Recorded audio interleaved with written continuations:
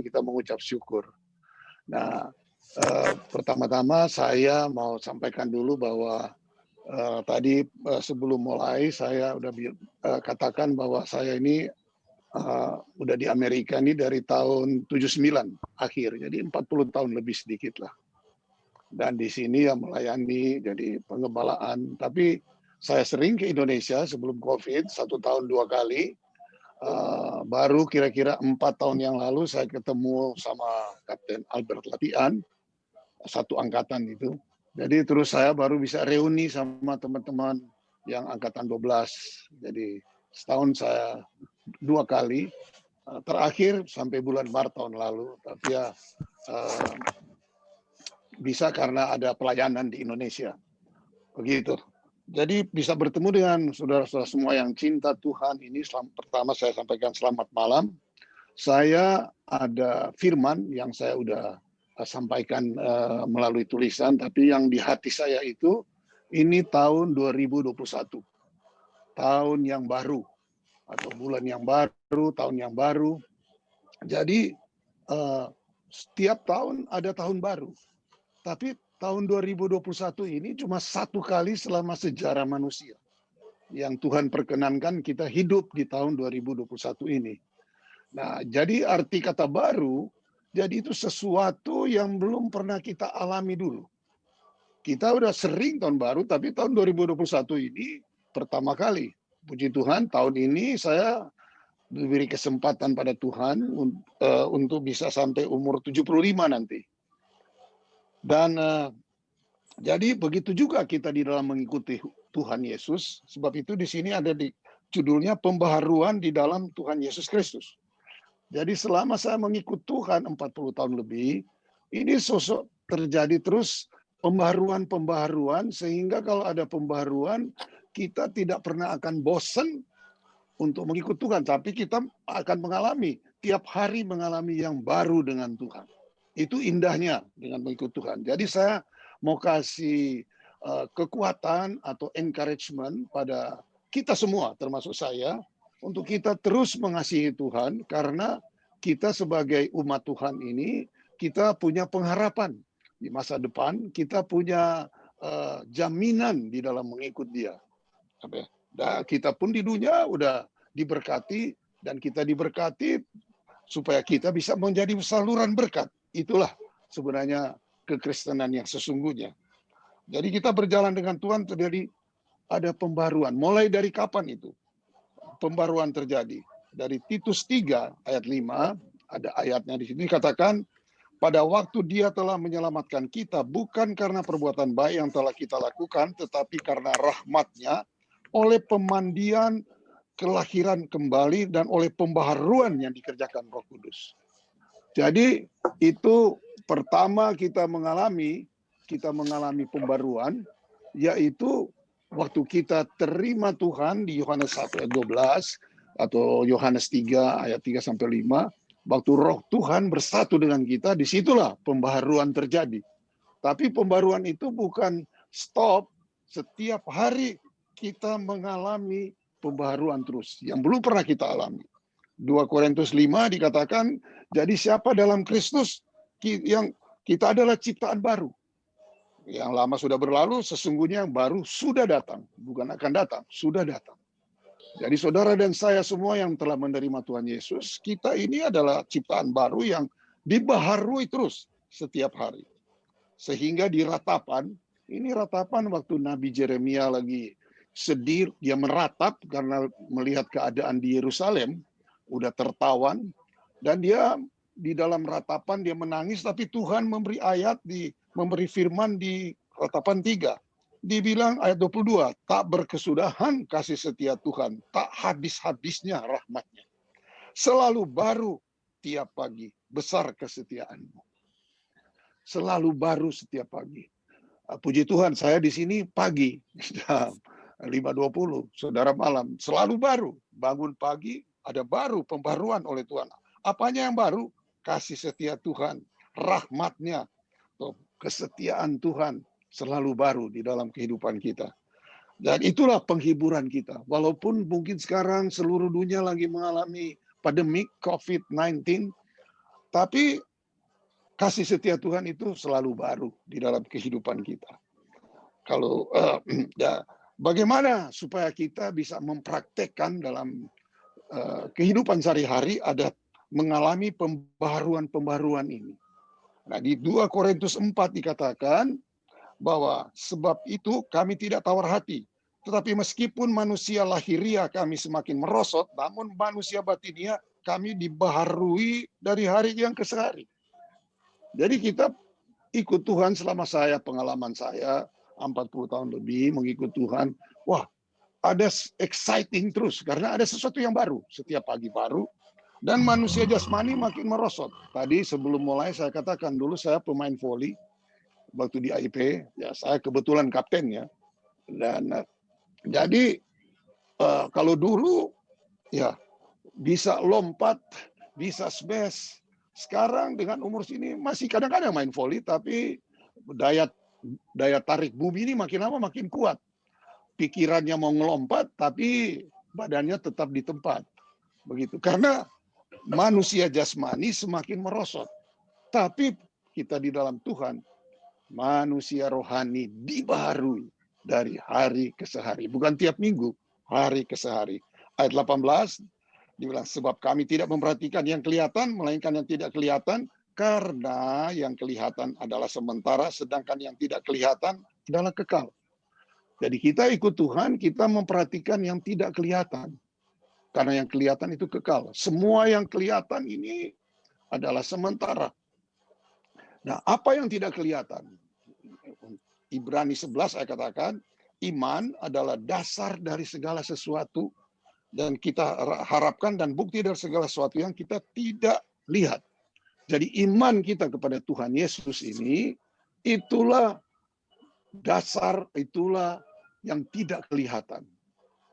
Ya, nah kalau saya baca dari bahasa Inggris, dari The Passion Translation dibilang, now faith brings our hopes into reality and becomes the foundation need to acquire the things we long for. Jadi iman itu dasar atau fondasi daripada kita di dalam mengikut Tuhan. Kalau kita fondasinya kuat dalam dengan Tuhan, maka terjadilah pembaharuan-pembaharuan. Jadi kita tahu mungkin dari kalau saudara Kristen dari dulu, dari sekolah minggu dikatakan di Lukas 6 dikatakan kalau orang itu yang bijaksana, yaitu orang mendengar firman dan melakukan, orang itu ayat 48 menggali dalam-dalam Lukas 6 dan meletakkan dasarnya di atas batu. Jadi menggali dalam-dalam. Hubungan kita yang dalam dengan Tuhan ini yang akan menentukan. Jadi hubungan yang dalam diletakkan di atas batu. Siapa batu itu? Batu itu kita bisa baca di Matius, di Korintus, bahwa batu karang itu yaitu Tuhan Yesus. Batu karang yang teguh sering kita nyanyikan. Jadi kalau iman kita yang fondasi yang tidak kelihatan itu yang akan menentukan. Dengan kata lain, seberapa tinggi kita akan berhubungan dengan Tuhan akan yang menentukan berapa dalam fondasi seperti satu bangunan. Untuk mencapai berapa dalamnya, berapa tingginya gedung ini yang menentukan berapa dalam fondasinya itu. Dan fondasinya itu harus di atas batu, yaitu Tuhan Yesus. Yang tidak kelihatan, bangunan. Nah, saya kasih contoh, itu saudara bisa Google, dari gedung Petronas yang di Twin Tower Malaysia. Ini bangunan yang punya fondasi atau paling dalam dari seluruh bangunan di seluruh dunia. Itu fondasinya dari 60,9 meter sampai 114 meter. Kenapa itu dua? Karena mereka gali, mereka belum berketemu yang namanya bedrock atau batuan dasar.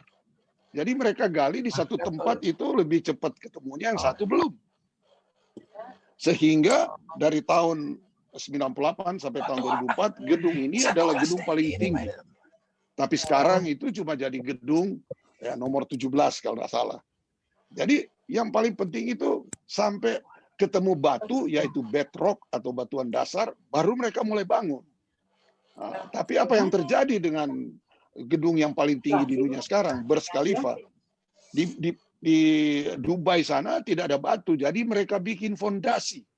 Fondasi itu terdiri dari 194 tiang besi, garis besar tiang itu 1,5 meter besinya itu. Ada 198. Disitulah dengan semen yang begitu tebal, mereka bangun sehingga itu ada 163 lantai dan 829 meter tingginya. Sekarang gedung yang paling tinggi. Tapi lagi dibangun di Arab, yaitu Jeddah Tower yang belum selesai 1.000 meter. Tapi semua itu karena yang menentukan yaitu berapa dalam bangunan kita atau iman kita yang akan menentukan berapa tinggi hubungan kita nanti dengan Tuhan. Nah, sebab itu kalau kita baca di Ibrani pasal 11, ini adalah pahlawan-pahlawan iman. Dari saudara baca dari ayat 1 tadi itu ada baca, ayat 3 karena iman, Habil karena iman, terus ayat 6, tetapi tanpa iman tidak mungkin orang berkenan kepada Allah. Jadi satu pasal ini bicara soal iman. Ya toh. Terus dikatakan juga karena iman Nuh, karena iman Abraham, Sarah, Ishak. Nah, tapi ada di ayat-ayat akhir yang jarang dikhotbah dari kitab Ibrani. Dikatakan ada pula yang diejek, didera. Ayat 37, dilempari, digergaji, dibunuh dengan pedang. Itu pahlawan-pahlawan iman. Ini jarang dikhotbah. Dan dunia tidak layak bagi mereka. Tapi ayat 39 dikatakan, tapi mereka tidak memperoleh apa yang dijanjikan. Jadi pahlawan-pahlawan iman itu belum memperoleh apa yang dijanjikan. Bahkan di ayat 40 paling akhir dari Ibrani pasal 11 dikatakan, sebab Allah telah menyediakan sesuatu yang lebih baik bagi kita, tanpa iman, tanpa kita, mereka tidak dapat sampai kepada sempurnaan. Jadi pahlawan-pahlawan iman yang disebut di dalam kitab Ibrani pasal 11, tanpa saudara dan saya yang masih di bumi, mereka itu tidak bisa jadi sempurna. Sebab itu dikatakan mereka tidak akan mencapai kesempurnaan. Nah, di pasal yang ke-12 kita baca. Di pasal yang ke-12. Karena kita. Jadi kalau ada kata karena, kalau bahasa Inggrisnya therefore, saudara baca ada therefore, itu berarti kita harus lihat ayat-ayat sebelumnya. Umpamanya di Roma 12. Karena itu persembahkanlah tubuhmu. Jadi ada kata karena itu therefore berarti sambungan daripada ayat-ayat yang di atas. Nah, karena pahlawan-pahlawan iman itu yang menjadi saksi bagaikan awan bagi kita, marilah kita menanggalkan beban dan dosa yang begitu merintangi kita dan berlomba dengan tekun dalam perlombaan yang diwajibkan bagi kita. Dengan kata lain, saudara ada perlombaan, saya ada perlombaan. Dan perlombaan ini wajib. Nah, kalau saudara lihat, kalau di track and field, di lari, di atletik, kalau orang itu diajar jarak pendek, tidak bisa lari di lane-nya orang lain. Jadi saya ada panggilan, saudara ada panggilan juga. Dan kita harus berlomba. Nah, syarat berlomba ini, yaitu kita meninggalkan semua beban dan dosa yang begitu merintangi kita. Jadi pertama beban. Kalau kita punya beban, umpamanya saya angkatan 12, mungkin tadi ada yang angkatan yang ke-22. Beda 10 tahun. Tadi saya tanya umur 62. Tapi kalau saudara seiman kita itu pikul beras 1 karung, saya jamin biarpun umur saya 12 tahun lebih tua, pasti kalau lari pasti saya menang. Karena ada beban. Nah, kita harus tinggalkan beban itu. Nah, apa beban itu? Beban itu dikatakan dari di Matius 11 kita tahu ayatnya, Tuhan Yesus katakan, marilah kepadaku, hai kamu yang berlelah dan menanggung berat. Aku akan memberi damai karena bebanku itu ringan. Jadi kalau ada beban, apa salah satu beban yang parah di dalam kehidupan kita? Amsal 12 ayat 25 dikatakan, kekhawatiran dalam hati membukukan orang. Jadi kekhawatiran ini adalah beban yang kita nggak bisa berlari kalau kita penuh khawatir. Jadi kita harus tinggalkan semua, serahkan ke Tuhan. Di Filipi pasal 4 dia bilang jangan kamu khawatir, serahkanlah kepada Tuhan. Jadi kalau kita ada kekhawatiran, kekhawatiran itu sesuatu yang belum terjadi. Tapi kalau kita ada kekhawatiran, kita serahkan, berdoa, serahkan supaya kita bisa lari. Nah, kalau dosa itu mengikat. Dosa, saudara nggak bisa lari kemana-mana. Mungkin saudara bisa bilang, ku kan terbang tinggi sampai burung Raja Wali. Tapi kalau ada dosa, terikat oleh rantai. Nah, cara bagaimana? 1 Yohanes 1 ayat 9 dikatakan, kalau kita mengaku dosa kita, Ia setia dan adil akan mengampuni dan menyucikan kita dari segala dosa. Jadi kita mengaku supaya kita bisa berlari. Kita bisa berlari karena kita ada perlombaan khusus. Nah, Rasul Paulus dia katakan dia sudah berlari, dia sudah mencapai garis akhir. Nah, kita teruskan dengan Ibrani pasal yang ke-12 karena ini suatu encouragement bagi pahlawan-pahlawan iman lagi menunggu saudara dan saya. Nah, di dalam kita perlombaan itu ayat yang kedua, marilah kita melakukannya dengan mata yang tertuju kepada Yesus. Satu-satunya panutan contoh kita di dalam hidup ini cuma Tuhan Yesus. Kita nggak bisa berlari mengikut pendeta. Kita nggak bisa lari mengikut hamba Tuhan, siapa aja. Kita harus mata kita kepada Yesus. Karena dialah yang akan menyempurnakan iman kita. Nah, itu pengharapan kita. Dia akan menyempurnakan. Karena Tuhan Yesus dengan mengabaikan kehinaan, tekun memikul salib, ganti sukacita yang disediakan bagi dia. Nah, saya bikin pertanyaan sendiri. Tuhan Yesus memikul salib, ganti sukacita. Apa yang sukacita oleh Tuhan Yesus waktu dia memikul salib, sehingga dia taat, dia tabah, sampai dia mati di kayu salib. Ada suatu sukacita, firman Tuhan katakan. Nah, sukacita apa yang sukacita saudara tahu? Dia dulu, kalau kita tahu Tuhan Yesus dari surga bersama Allah Bapa, dan dia mengosongkan diri menjadi manusia. Dan dia kembali lagi ke tahta kanan Allah Bapa. Nah, apa yang mau sukacita? Umpamanya saya udah sering ke Indonesia, saya pergi ke Jakarta, saya balik lagi, kembali lagi Jakarta, sudah nggak ada sesuatu yang baru. Mungkin ada gedung lain-lain, tapi ada suatu sukacita. Kalau kita baca di Ibrani pasal 2, apa yang menjadi sukacita?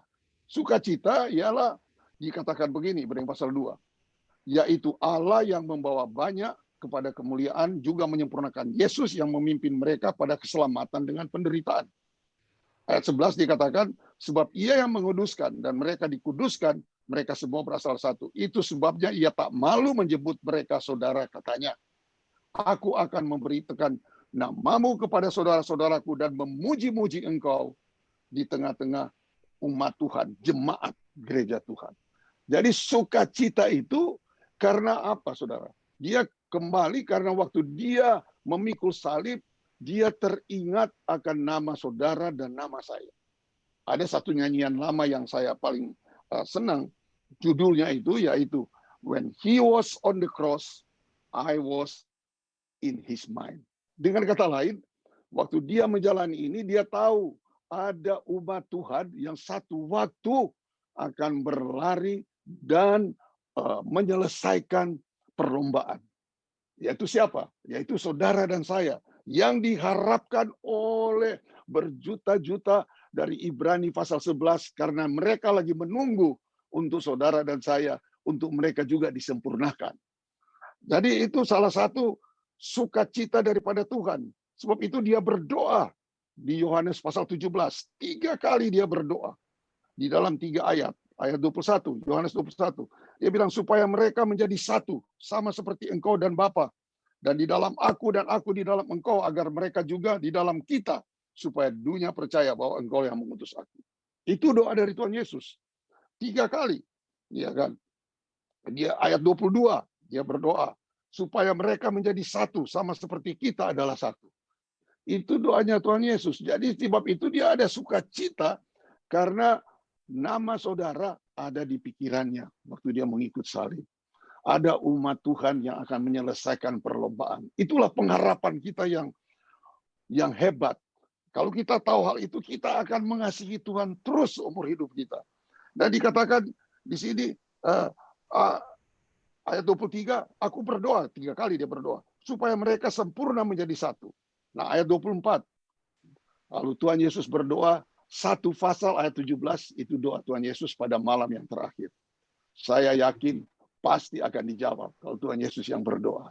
Nah, doanya di ayat 24 dibilang apa? Ya Bapa, aku mau supaya di mana aku berada, mereka pun juga bersama-sama dengan aku. Jadi Tuhan berdoa supaya di tempat di mana dia berada, kita juga bisa berada di sana. Nah, di mana dia pergi? Tuhan Yesus lahir, dia disalibkan, dia mati, tapi dia bangkit. Dan kita semua percaya, dia naik ke surga, duduk di sebelah kanan Allah Bapa. Sebab itu di dalam perlombaan Ibrani 12 ayat 2 dikatakan, marilah kita melakukannya, inilah pengharapan kita. Mata tertuju pada Yesus. Dia akan menyempurnakan iman saudara.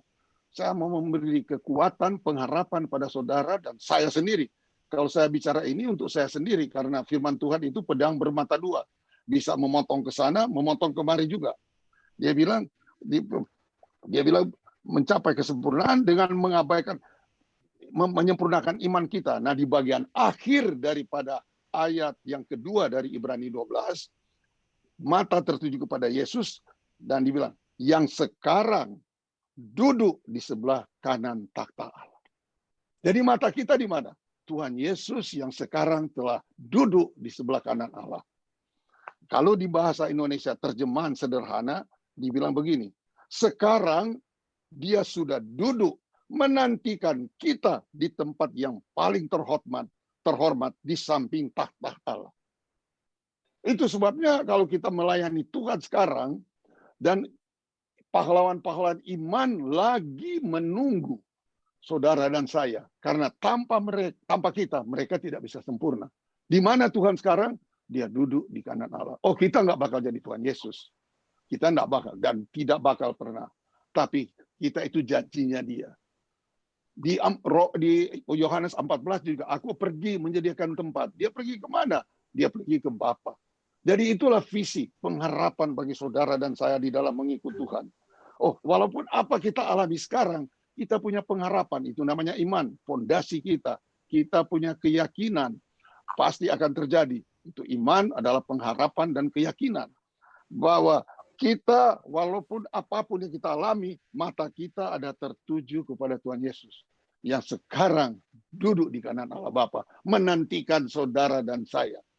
Itu doa dia. Mungkin kita berkata itu, mungkin tidak mungkin. Tapi firman Tuhan katakan, dengan Allah, tidak ada yang mustahil. Dengan kekuatan, dengan anugerah Tuhan. Karena apa? Kasih karunia-Nya baru setiap hari. Mersinya baru setiap hari. Dan kita dibaharui terus. Dari hari ke hari. Dibaharui. Sehingga kita satu waktu dengan iman. Sebab itu saya mau mengasihi Tuhan. Terus melayani Tuhan. Sampai terakhir Tuhan beri kesempatan. Supaya saya satu waktu bisa sampai di mana Tuhan itu berada. Di mana Tuhan Yesus berada? Dia duduk di kanan Allah Bapa. Sekali lagi, seluruh pahlawan iman dari Ibrani pasal 11 menunggu saudara dan sekarang yang saya di bumi ini untuk mereka bisa disempurnakan.